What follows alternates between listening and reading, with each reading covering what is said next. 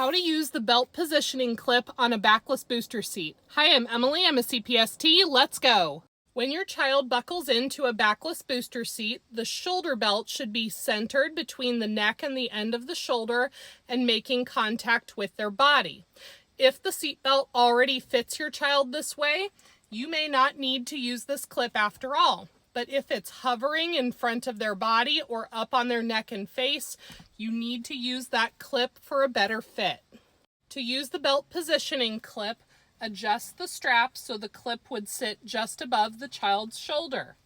Then slide it onto that shoulder belt so that the clip can position the shoulder belt to be centered between the child's neck and the end of their shoulder and making contact with their body.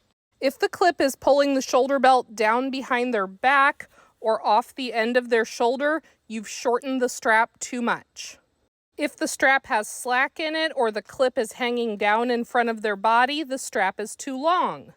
But now it's just right.